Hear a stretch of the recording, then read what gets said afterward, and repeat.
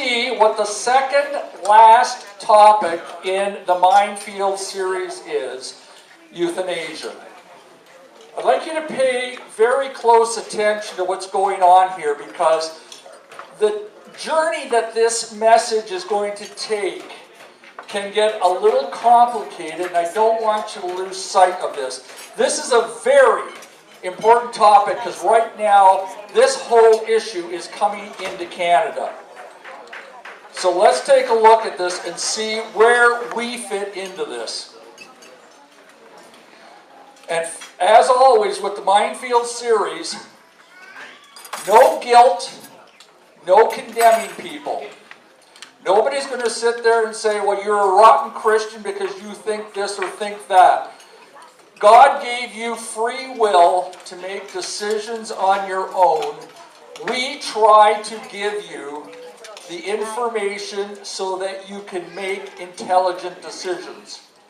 So let's take a look. Big word to start off with: euthanasia. Different words, but with the same results. When it comes to complicated social issues, people like to hide the complicated issues with different, less obnoxious words. Very few people are going to sit down and say, oh yes, please give me a plate of garden snails. But people will pay big money and say, oh yes, mais oui, I want the escargot. It's all in the presentation. So take a look. First of all, euthanasia. The big term that people use. Also known as mercy killing. Okay, mercy is one of those good loving words. So if it's mercy, this must be an okay thing. Mercy. Dying with dignity. Dying nicely. Assisted suicide.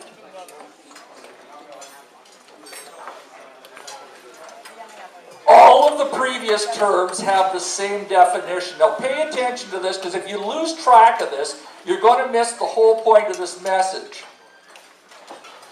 The painless killing, this is the definition: painless killing of a patient suffering from an incurable and painful disease or an irreversible coma. Does everybody get that?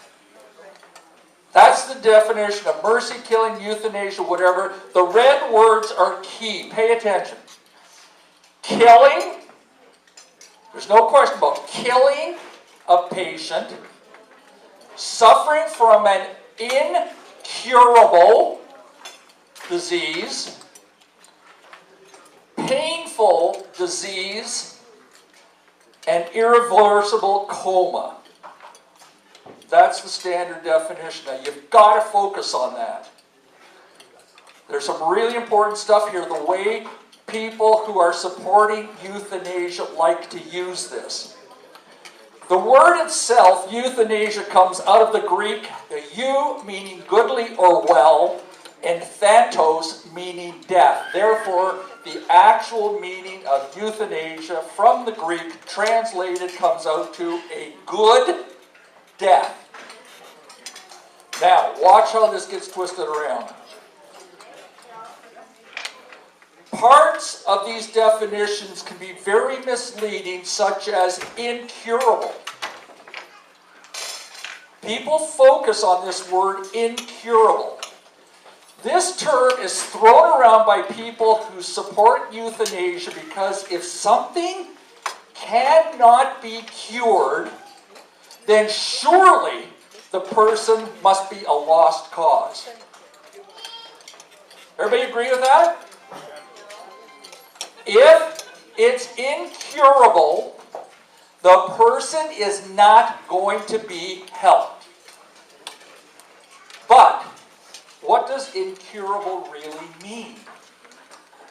There's a very short-term look at this definition. Now pay attention here, because this is again where this whole euthanasia question really gets complicated. I have a disease that is incurable, therefore I want to die. Okay, let's do it. But take a look here. All of these diseases at one time were classified as incurable. Scarlet fever, strep throat, heart attack, psoriasis, that skin condition, skin cancer, appendicitis, bacterial meningitis, smallpox, measles. I've got measles, so kill me. I don't want to live with it. Whooping cough.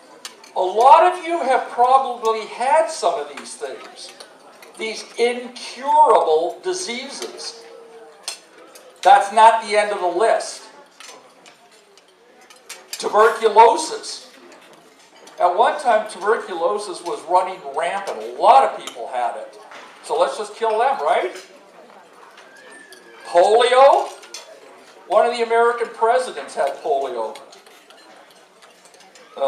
Syphilis. Diphtheria. Tetanus. People that step on nails. Tetanus.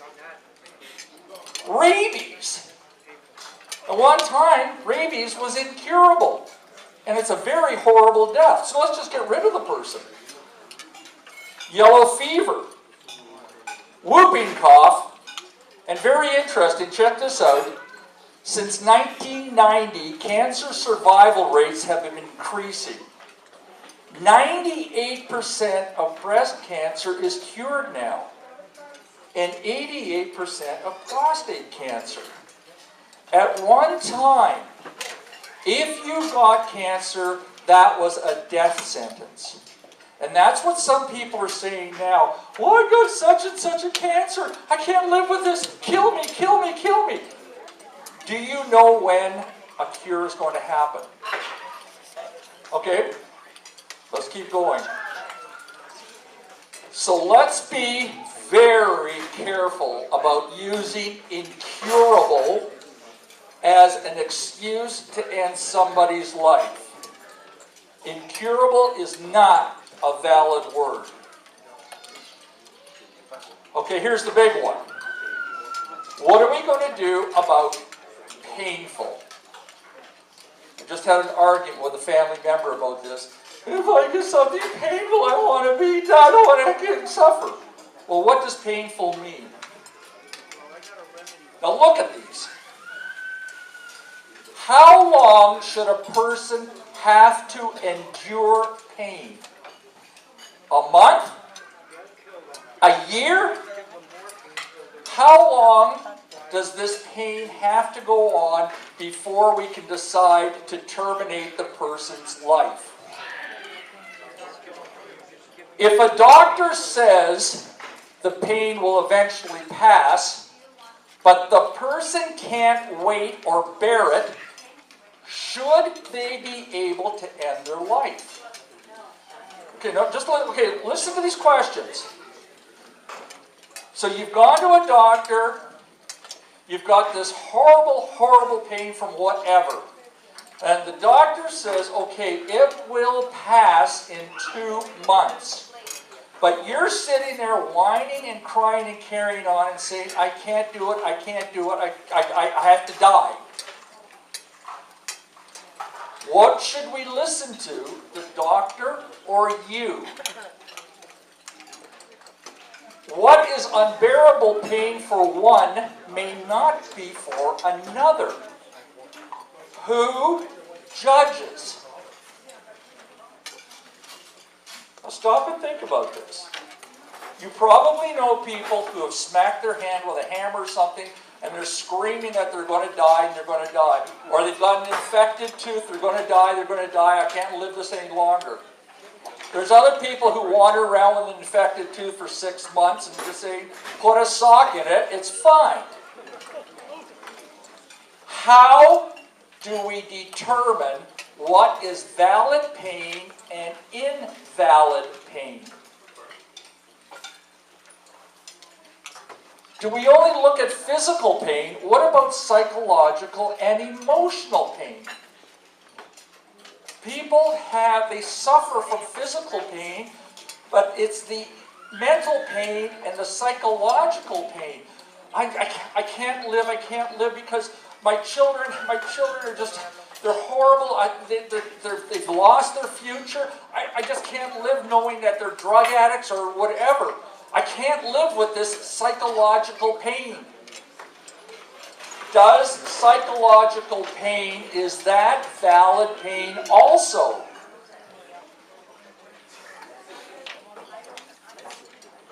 And the bottom line, folks, is, who promised you a life without pain?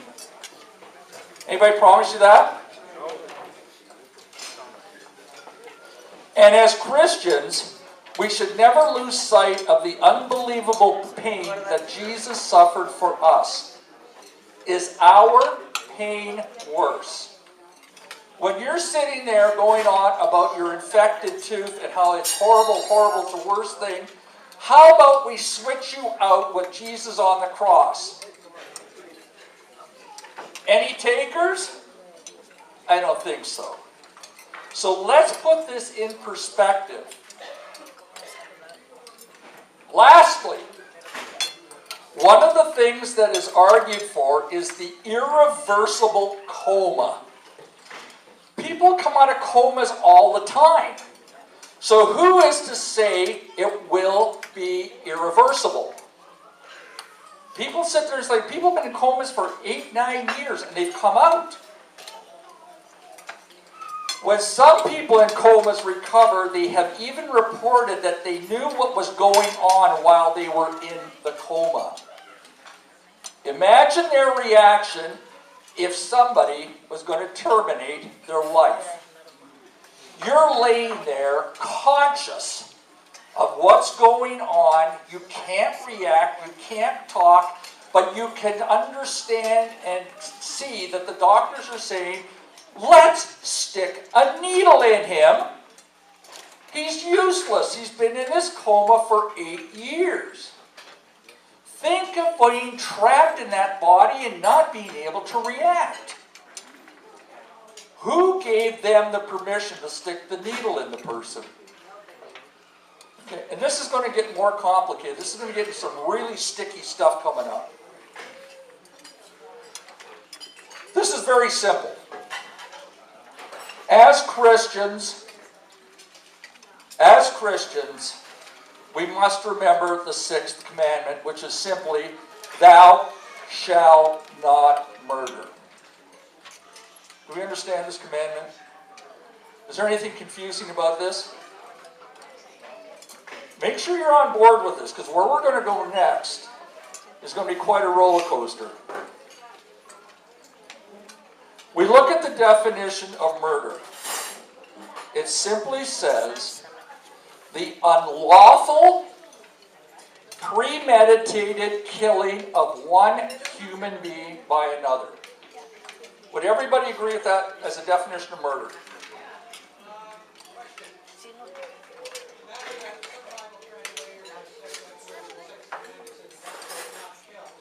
That's okay. Killing is a broader context. I could kill you by backing over you with a car, totally accidental. There's no way somebody's going to have that considered as a sin. Murder is a sin because it's premeditated. Good question. Good question. Okay, is everybody good with this definition? Okay, watch where we're going. Unlawful, premeditated murder. So you got to break the law. This is where we get into a lot of problems in society. Because it's legal does not make it right. It might make it convenient. It's like when we talked about abortion. Abortion is legal. But is it right? Let's take a look at this legal idea before everybody starts jumping on it. Yeah, euthanasia is legal, so it's okay. Until 1865 in the United States, slavery was legal. Women couldn't legally vote in Canada until 1918 and 1940 in Canada. Because it's legal, it's right. Child labor in the United States was legal until 1938. So it's right. Marital rape was legal until 1993. Again, if it's legal, it must be right. Up until 1920, you could legally beat your wife. How about this one? Miscegenation, marrying between races, was illegal until 1945 in Germany, 1967 in the United States, and 1985 in South Africa. So in 1966 in the United States, because it was still legal, a black man and a white woman or whatever could be slammed in jail. And it was right because it was legal. Watch where you go with saying it's legal. You could have this thing come back and bite you. And of course, it was legal to kill Jews in Nazi Germany. So that was right too. Law says so, it must be okay. Do you really want to stick with legal? So now we're faced with a dilemma of whether to obey the biblical law or the secular law. The biblical law does not change. Okay? Does not change in 2,000 years and is very clear. But secular law can work against you. Martin Niemöller was a prominent Protestant pastor who emerged as an outspoken public foe of Adolf Hitler and spent the last 7 years of Nazi rule in concentration camps. This gentleman really sums up this whole idea of what's legal and what's right and what's wrong. This is his words. First, they came for the socialists, and I did not speak out because I was not a socialist. I don't care. Take the socialists away. I don't care what they do. Throw them in the gas chambers. That's fine. Then came the trade unionists. And I did not speak out because I was not a trade unionist. So those union guys in the gas chambers too. Because I'm not a trade unionist, doesn't affect me. Then they came for the Jews, and I did not speak out because I was not a Jew. I don't care. I'm not a Jew. Do what you want to the Jews. And then they came for me.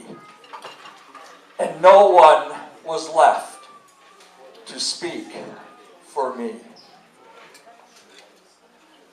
So as long as it's self-serving, we don't care. As long as the law works for us, it's a good law. The Netherlands pioneered euthanasia. They're one of the countries that places like Canada points at when we are drafting laws to make euthanasia legal. So, in 2008, there were 2,331 reported assisted deaths. That was the first year that they brought the law in, 2008. 2009, it went up to 2,636. 2010, 3,136. 2011, 3,695. 2012, 4,188. Interesting, eh? And in 2013, 4,829 assisted deaths or mercy killings. Okay, so we sit there and go, there's a lot of people in the Netherlands probably sick and they just wanted to check out and they don't have to suffer with this, blah, blah, blah. 2014, we're up to 5,000. We're over 5,000. 5,000 legal murders. One human taking another human's life because it's legal. 5,306. Not only are the numbers increasing, but in the Netherlands, abuses are happening.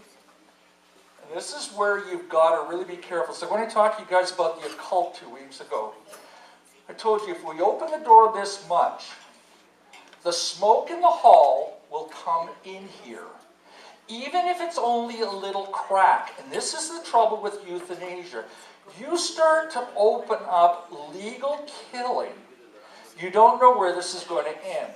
And we can start to get a look at this with the Netherlands. An incompetent woman with dementia died by euthanasia even after the nursing home opposed it. She, who has got mental incapacitation because of dementia, told them, I want to die. And because she has the right, they did it, even against the advice of the nursing home. A 63-year-old autistic man who was depressed and soon to retire felt he had no reason to live.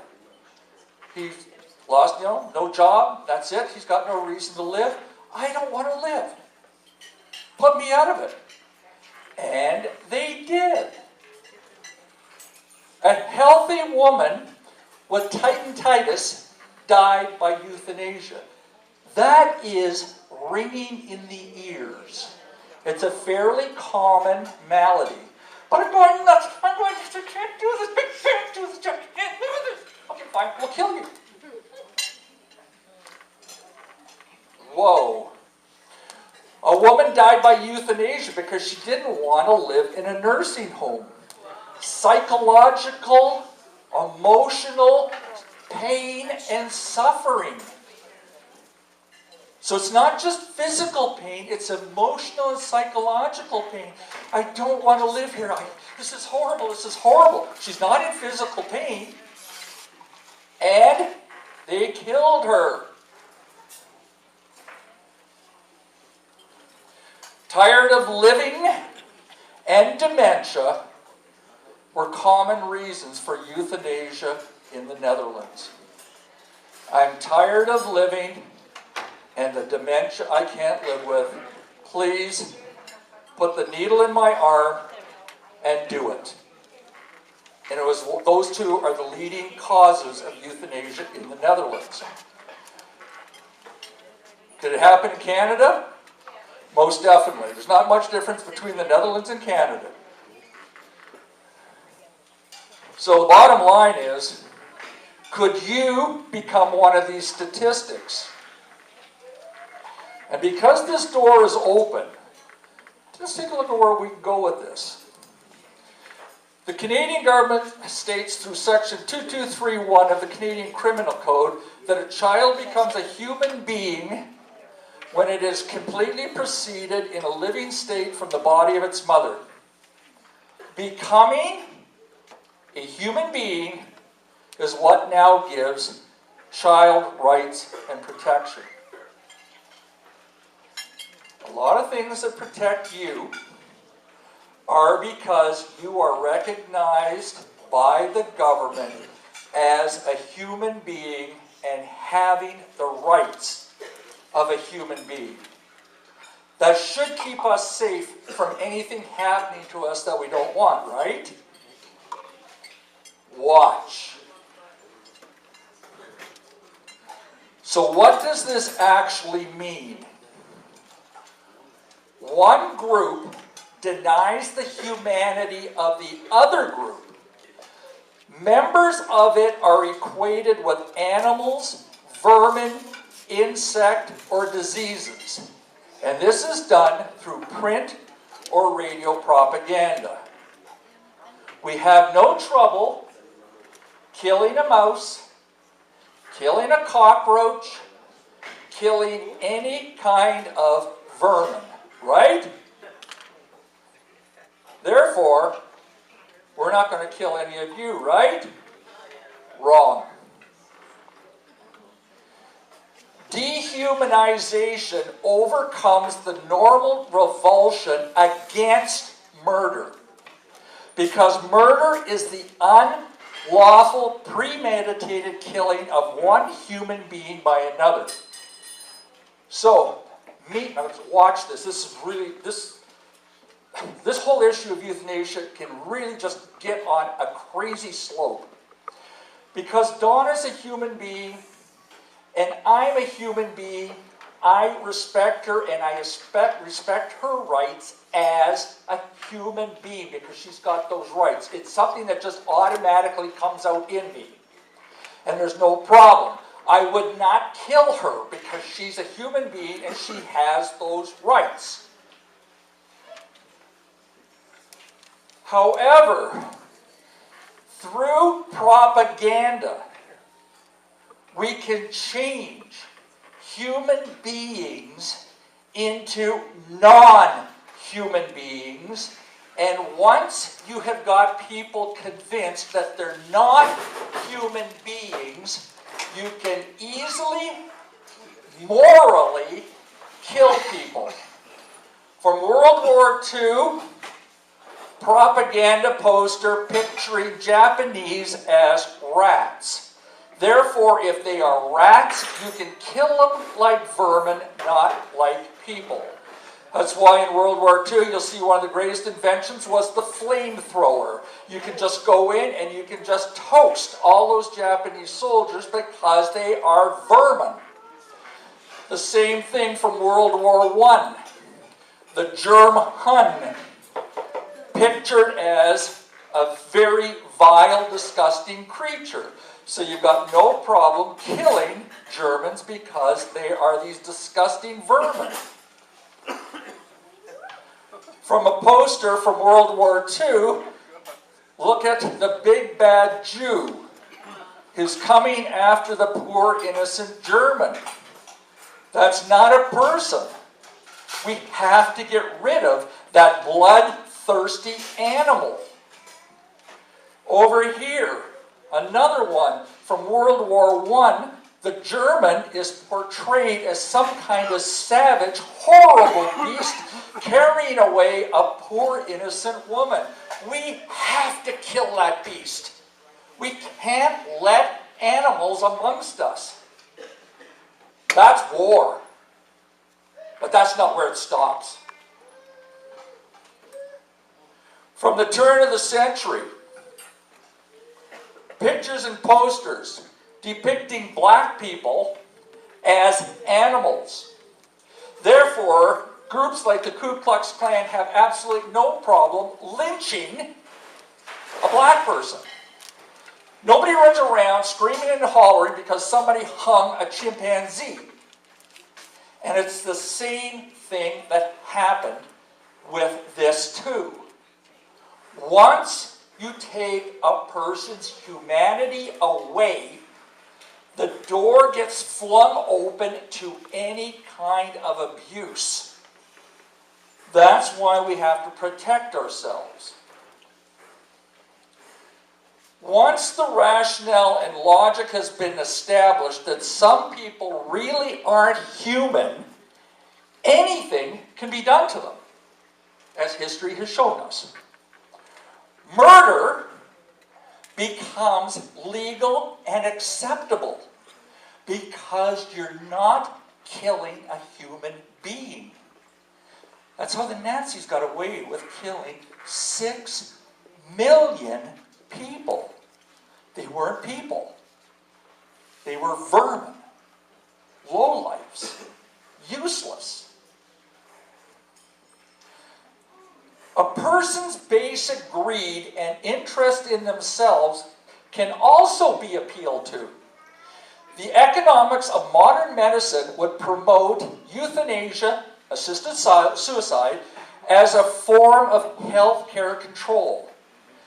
The drugs in an assisted suicide only cost about $40, while proper care for a dying patient can cost tens of thousands of dollars. Now just stop and think.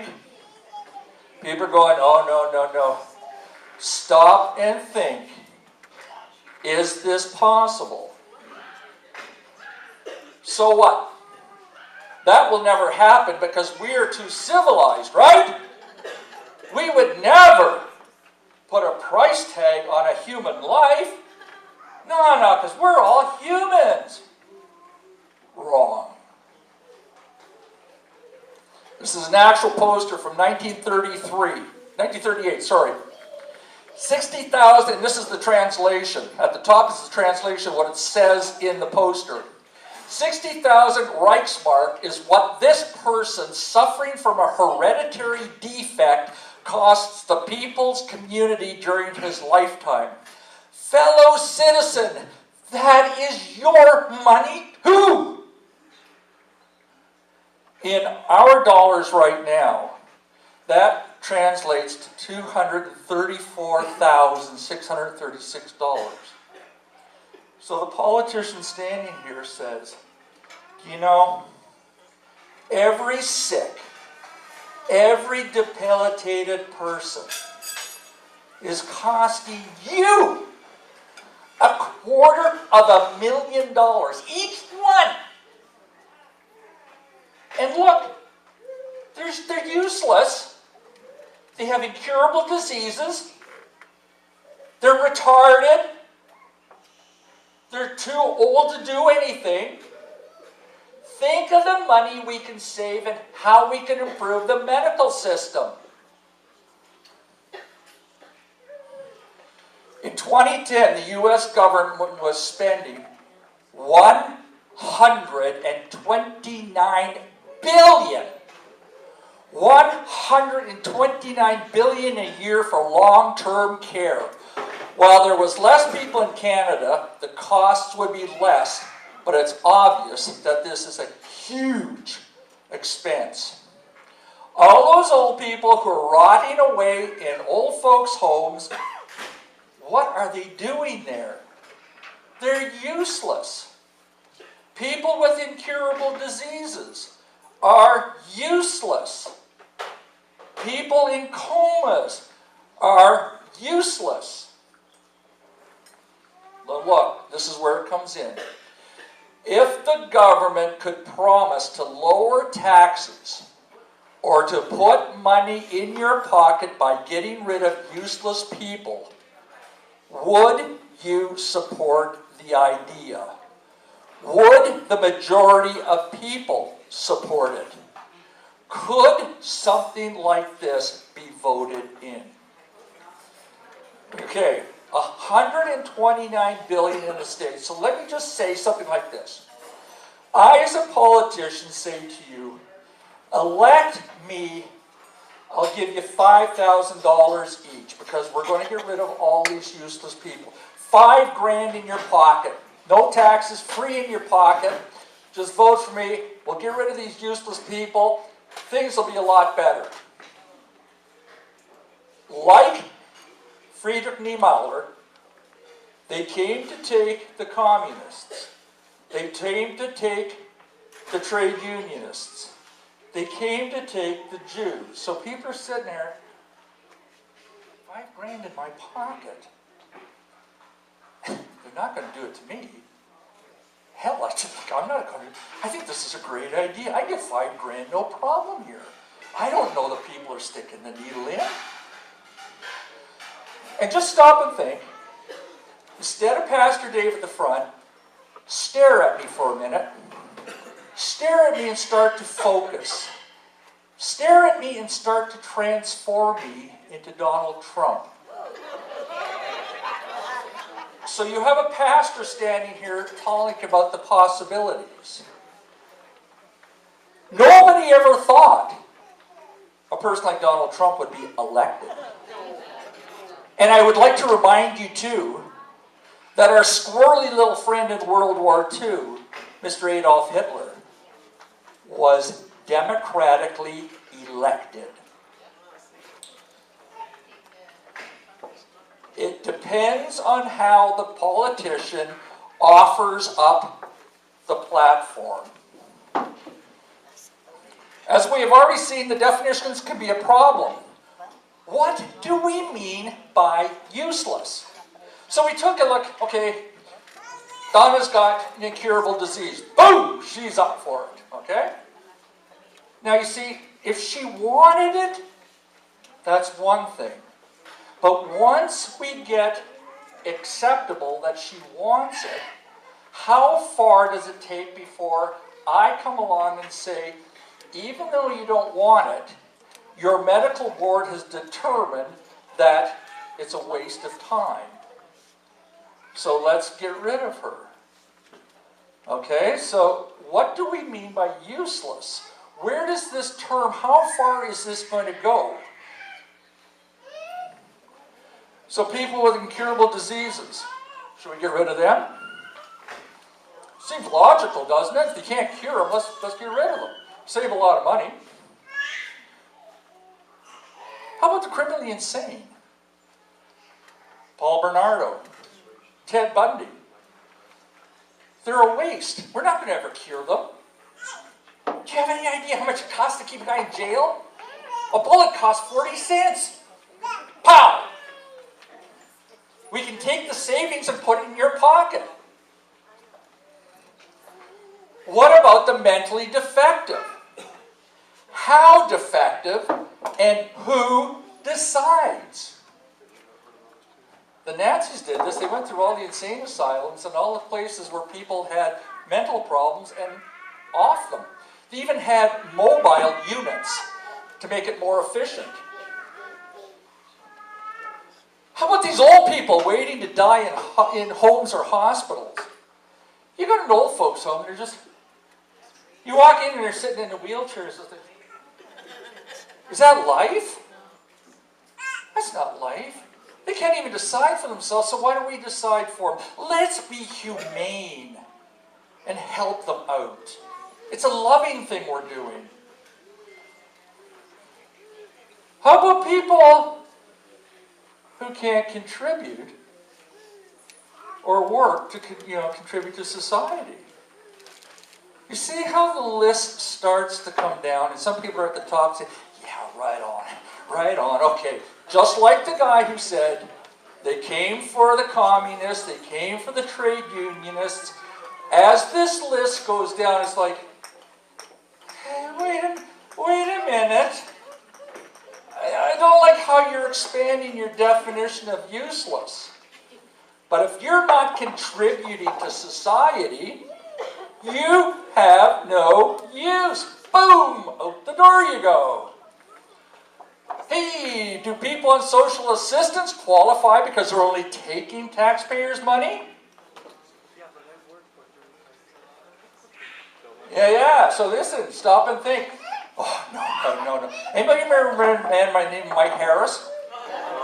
Yeah. Remember Mr. Mike Harris who whacked welfare payments by 25%? Still suffering. And if he could have gotten away with it, you know darn well he would have whacked it more than that. Bunch of lazy, good-for-nothing social assistant bums sitting around watching Oprah, drinking their beer, having sex whenever they want. Let's get rid of them. How many people would sit there and go, right on, let's get rid of them? Watch what you're doing, guys, when you start to open up these doors. I don't want pain. I don't want pain. Where does opening the door end up? Be very careful what Pandora's box you decide to open. Impossible? Remember that in Nazi Germany, the mentally ill and handicapped were routinely disposed. Again, it's the wording. Disposed of. Not killed, not murdered, disposed of, because they had no use and were a drain on society. And what definition do we use for mentally ill or handicapped? Physically handicapped, mentally handicapped, emotionally handicapped. What do you mean by handicapped? One last thought. This is one that drives me crazy with this topic. Who do you ask to do the killing? If you're being kept artificially alive, fine. Turn off the machine. You are not capable of living. You can keep a person living probably until they're 150 on machines. That's not life. That's just a machine doing everything. If God has said your body has stopped working, that's one thing. If you don't want to live longer, fine. That's your decision. You do it. You do it. Do you ask your doctor who has taken an oath to save lives? Is that fair to them? So if you want to die because of pain, and you want somebody to do it for you, you coward, suck it up, do it yourself, and pay the consequences. But don't ask a doctor to do it. Scott just showed me a newspaper article this morning that now says that 75% of Ontario doctors are totally against this. Totally against this. 75%. Why would you do that? You know, again, Donna comes to me, she says, Dr. Dave, I can't do this, I can't do this. Kill me, kill me, kill me. Easy enough for her to say. I have to go through the rest of my life knowing that I consciously, willfully killed her. And as a Christian, how do you live with that? How about a loved one? This is another one. Do you selfishly ask them to kill you and then leave them to deal with the guilt? You know, my wife says to me, honey, look, this cancer's just riddling me. I can't do it. I can't do it. The woman I love, I kill her and then have to live with that because that's what she asks for? Wow, that's huge. And I got to carry this? I don't care how much you sit there and say it's compassionate and love. You still killed the person. If you love the person, why would you kill him? Can a Christian in good conscience go through with euthanasia? With issues like euthanasia, you need to use your mind and not your heart. Could your selfish desire to escape possibly have an impact on another person? Could it, in fact, come back and affect you in some way you never thought was possible? And who was responsible? Again, looking at it this way, here's Dr. Dave. I'm trying to be compassionate, loving to my patient. So I give her a shot, I kill her. Okay? I'm a good guy. I took away her pain. Now I show up at heaven's gate, and Jesus says, so, Dr. Dave, how was your life on earth? Yeah, it was pretty good. So you murdered somebody. No. What about Donna? I was doing a good thing. Hold it. If you killed somebody, you broke the 6th commandment, you're doing something good. All right, now explain this to me. I would love to be sitting there watching this argument. Guess what? Jesus is going to win. You're going to lose. So, folks, the bottom line here is you've got to think about this. You cannot take the easy way out. God created you. You don't turn around and say to him, I will make the decisions. Let me pray for you. Heavenly Father, life is not an easy thing. We go through trials and tribulations and obstacles all through our life, and we sometimes make the right decisions, sometimes we make the wrong decisions. But Father, church is part of our life, and that's why we're going through this Minefield series. Are some of these things easy to talk about? No. But you have given us a mind, and you've asked us to use that mind. What would make you happy by our choices and our decisions? Whether it's euthanasia, whether it's abortion, whether it's stealing alcohol, or any of these issues we've talked about. And this is why we sit down in our church, the Neighborhood Connections Church, and we talk about this stuff. One person does not know the answer. One person cannot stand at the front here and say, if you do this, you will go to hell. I don't have that knowledge. You make the judgments, not us. But we have to make informed, intelligent decisions all through our life. Do I steal the watch that's sitting on the counter that nobody's looking at? All these kind of questions, they can go from simple to incredibly difficult. But that's how we grow. That's how we grow in faith, and that's why we have to immerse ourselves in the Word and see what the Word says so we can live by it and be better people. We thank you for this time, Father. We thank you for helping us just to navigate some of these difficult issues. And we look forward to next week when we can sit down and actually talk about this amongst ourselves and exchange ideas with our fellow congregants here.